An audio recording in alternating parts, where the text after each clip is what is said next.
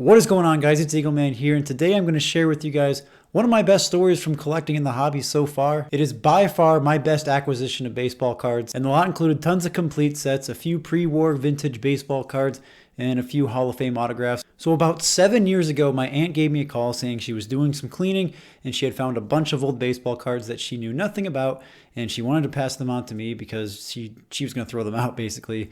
And so I said, yeah, of course, I'll take them off your hands. Now at the time she was telling me this, I was basically in a slump of card collecting. Now, I've been collecting cards for about 16 years now, and I've had my ebbs and flows of interest in the hobby. And at the time my aunt asked me if I wanted these cards, I was like kind of really not interested in baseball cards. I was really in a low point of my life and like not super interested in cards, but I reluctantly said, yes, I'll take the cards off your hands. And boy, am I glad I said yes to that, because you're about to find out why these cards are so special and honestly so amazing. So when the day finally came where I was finally able to receive the cards, I was just shocked at how many baseball cards my aunt found. What she gave me were 5 complete sets from 1983 Topps, 1987 Topps, 1988 Topps, 1989 Topps, and 1989 Fleers. So obviously a lot of junk wax era cards, but that's a lot of baseball cards right there alone. Now, of course, they're junk wax era sets, but there's still some cool cards you can find in there, such as Wade Boggs rookie card, Tony Gwynn rookie card, Ryan Sandberg rookie card, Barry Bonds rookie card, Tom Glavine rookie card, Randy Johnson rookie card, Ken Griffey Jr. rookie card. Those are just to name a few. Obviously, there's some pretty cool names throughout there. Yeah, they are junk wax, but there's still some pretty cool stuff you can find in the sets. And to maybe preface this, at the time I received all of these cards, I really didn't understand baseball cards. Like, I was still kind of new to the hobby. I was still a pretty young individual, and so I didn't really know how to handle or value certain baseball cards. The only thing I knew is me being a Cleveland sports fan, if it was a Cleveland Indian or a Cleveland Brown, I was going to value that card a bit more than any other card. And to kind of showcase my ignorance to the value of baseball cards, I used to write extra stats on the back of certain baseball cards. One of those cards happened to be the 1989 Fleer Ken Griffey Jr. card, which I still own that card to this day with the penciled in stat. I don't even remember what stat I was writing in on the back, but it's still kind of funny and humorous to me to see the engraved, hard marked pencil in the back of the Griffey Jr. rookie card. Luckily, I did acquire a few more clean copies of the Griffey Jr. rookie card down the road, but that just kind of shows my ignorance at the hobby at the time that I received these cards. But enough of that, moving on to what the rest of what my aunt gave me. In addition to those 5 complete sets was a big box of loose cards. I don't really remember there being anything too valuable from that box, mostly because I don't remember what was in the box, so I'm assuming if there was something big in there, I probably would have remembered it, so I just remember there being just a bunch of loose cards and probably nothing too valuable from it. But aside from the complete sets and the loose box of cards, the real reason this lot was so special and so amazing was from this scrapbook that my aunt handed me. And when she handed me the scrapbook, she said this was a scrapbook from my uncle. So this was her uncle's scrapbook from when he was a kid back in the 30s, 40s, and 50s, which was pretty cool. So obviously a really old and torn scrapbook. Now, when I opened up the scrapbook and started going through it, this scrapbook was filled with newspaper clippings from the 40s and 50s. Her uncle's favorite team was the Red Sox and Indians. So there's a lot of Red Sox and Indians articles, score updates, players, really cool. And what was really neat was off to the side, her uncle used to write little side notes about his thoughts about a particular game or a particular player. So it was pretty neat to kind of dive into his mind, but also to kind of travel back through history to see how baseball was told back in the day. I mean, 70 years ago, they didn't have, ESPN app telling you the updates of the scores. You kind of found out through the papers. So it was pretty cool to see how baseball was told through that perspective. And another cool note was that on these newspaper articles were some autographs from certain players. Sadly, I don't know where that actual scrapbook is. I couldn't end up finding it. But I got the good stuff out of the scrapbook, so don't worry. We're going to get into that in just a bit. But there were some pretty cool autographs I remember being in random places throughout the book. But as I kept flipping through all the various newspaper articles and comments, I finally stumbled across the first page, which had some semblance of baseball cards being in here, and there were 5 jumbo cards from the exhibits collection. One of those cards happened to be of Bob Feller, who has always been my favorite baseball player of all time. Even back in the day when I didn't know too much about baseball, I've always been about Bob Feller. So seeing that card was really, really cool. It obviously looked really old, so I'm like, wow, this binder might contain some pretty cool stuff and some pretty valuable things. In addition to the Bob Feller, of course, there's the Eno Slaughter card and Frank McCormick card. There's some couple big names in there, but those jumbo exhibits cards, you don't really see them pop up too much, so it was pretty cool to see those. So aside from those jumbo cards, I turned the page once more to find hundreds, I'm literally hundreds of these tiny little square portraits of these baseball players. And I noticed some really big names right away. Obviously, Bob Feller once again, Ted Williams, Lou Boudreau, Jimmy Fox, all these were like really big names in there. And these cards were obviously hand cut because there's a number of them that were kind of jagged and just not cut right. Obviously not from a factory, so I'm guessing her uncle must have hand cut these from something. I'm not too certain these are even baseball cards, to be honest. There's nothing on the back of them. It's just plain cardboard. But it does show a baseball player on it and the baseball player name, so one can deduce from that if it looks like a duck and walks like a duck, it must be a baseball card. But amidst all the cool names that were in those mini lots was a Phil Rizzuto card, which happened to be autographed. Now, I don't know the authenticity of the autograph. It's in pencil, it's really etched in hard into the card, and I can only assume based on the fact that there were autographs throughout the whole book on the newspapers, and on this particular card, the Phil Rizzuto, there might be a good chance that Phil Rizzuto actually autographed that mini card, and if that's the case, like, that's pretty cool. Phil Rizzuto, a Hall of Famer, I don't know how many times he won the World Series, but that's pretty cool. So nice Hall of Famer autograph on a mini card of Phil Rizzuto, in addition to like some cool cards like Bob Feller, Lou Boudreau, Ted Williams. So it's really neat, just kind of a unique thing that I still don't know anything about. And actually, if any of you happen to know what these mini cards might be or where they might have come from, please comment below. That would be great help. But moving on, aside from those mini cards, I turned the page once again, this time to find some more standard looking baseball cards, still not the standard size, but I found 14 different 1940 play ball cards. So we're still in the pre-war vintage era, which is still really cool. A lot of the names I didn't recognize, especially back then as a kid where I barely knew a lot of the old timers' names.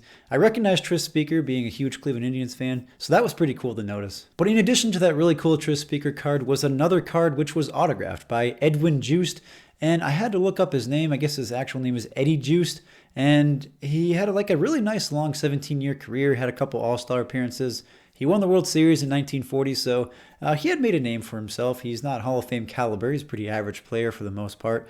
But he had his card autographed in pencil, once again, like the other trends I've been seeing throughout the scrapbook. So I'm assuming if someone wanted to forge an autograph, I don't think they would do it for an Eddie Just card from 1940 play ball. You do it on the Tris Speaker card or something else. But I think the fact that Eddie Just had his card autographed might validate further the Phil Rizzuto card that was autographed on the previous page. But again, the authenticity of these autographs is still up in the air. I'm not too certain about it, but in my heart, I'm going to say that they are autographed. But nevertheless, it's still pretty cool to find a bunch of 1940 play ball cards. At the time, they were my oldest cards that I've ever seen in my life, and I had owned them at that point, so it was pretty cool.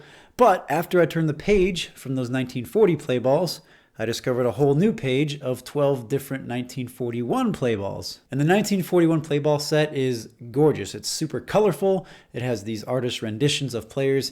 It's a really neat set, the same standard size as the 1940 play ball set, so not the regular size that we're all used to. But when I found those 12 1941 play ball cards, I immediately noticed a Ted Williams base card, which is super cool. It was in okay condition, a little bit of paper loss, but as a kid, I obviously knew who Ted Williams was, so that was pretty cool to see. But it wasn't the Ted Williams that was the major card of the page or even the whole binder. Right next to that Ted Williams card was a Joe DiMaggio card. And that Joe DiMaggio card was autographed. It was autographed in pencil like the previous cards were, like the Eddie Just and the Phil Rizzuto and the bunch of other newspaper articles, the various autographs from that. The Joe DiMaggio was also autographed in a similar fashion, in pencil, engraved really hard diagonally across the card. It was gorgeous, and I looked at the card and I'm like, I know who Joe DiMaggio is. There's no way this is a real autograph. This is incredible. I think it's important to note, though, that I still don't know the authenticity of this autograph. So if someone had forged a pencil autograph onto this 1941 Joe DiMaggio play ball card, it's kind of a shame that it kind of defaced or ruined the card a little bit.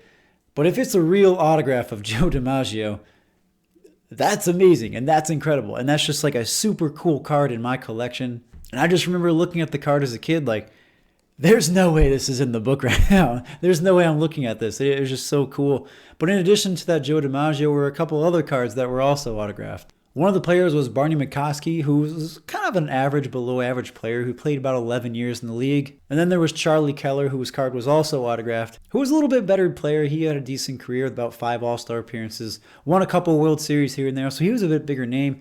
But still, neither of them were Hall of Famers, and they're pretty average or common players like in today's standards. So again, referring to the authenticity of the DiMaggio autograph, I think the fact that these 2 other cards were also autographed might validate the fact that the DiMaggio could be real. But it's still up in the air. And like I said, in my heart, I'm going to treat it as a real autograph, which is going to be super cool. One super important thing to note about this scrapbook, though, was that my aunt's uncle, the way he put the cards in the scrapbook was he smothered the back of these cards in lots of glue. I mean, it wasn't just a little dab and put it in there. This guy paid no attention to condition of cards, smothered the card, and just slapped it in the book. So you can imagine trying to take the card out from the book wasn't the best for the condition of the card. And one such case was the DiMaggio card. As that card, he seemed to put the most effort, to put the most glue on the back of it. And the back of it was pretty well done in terms of damage done to it. But luckily, cards like the Ted Williams didn't have too much damage. You can at least read the words in the back. And there were some cards that actually barely had any glue on them at all. You can just peel them right off, and it seemed to have no damage to it. But for the most part, most of the cards had a lot of damage from the glue. But moving on, the scrapbook journey didn't end at the DiMaggio or didn't end at the 1941 play ball. I turned the page once again to discover 12 more cards, this time post-war vintage, 1949 Bowman. They're a little bit miniature size, still not the standard size that we're used to, but 12 different 1949 Bowman cards. Some pretty cool sets. I didn't recognize any of the names, and I still don't really recognize any of the bigger names in there. So there might be a Hall of Famer or two. Not too sure, but either way, they're still really cool. Luckily for these 1949 Bowman cards as well, they didn't have a lot of damage done to them, and I think my aunt's uncle ran out of glue when he was putting all of these 49 Bowman cards in, because barely any of them had any glue on the back of them, and for the most part, I was able to just peel them off pretty easily with little to no damage. So all in all, my aunt gave me cards that she was about to throw out with a total of about 4,000 cards, to include 5 complete sets from 1983, 87, 88, and 2 sets from 1989. She gave me a loose box of random assortment of cards, and then she gave me, of course, this wonderful scrapbook containing a bunch of pre-war vintage cards, a few Hall of Fame autographs, which is insane, and just some really cool cards, some awesome memories, and some really cool stuff to look back in time at the old newspaper articles and the various players at the time. So I had a lot of fun going through this, and it's still to this day one of the best acquisitions of baseball cards I've ever acquired, and for the most part because it was free and because there's some incredible stuff. To this day, is still part of the best parts of my collection right now. So I want to thank you all so much for tuning in and kind of listening to my story. Hopefully you all enjoyed it. Hopefully you all kind of pictured it the best that I could describe it. If you guys did enjoy it, please leave a like and subscribe for more of these story times to come, and I will see you guys next time.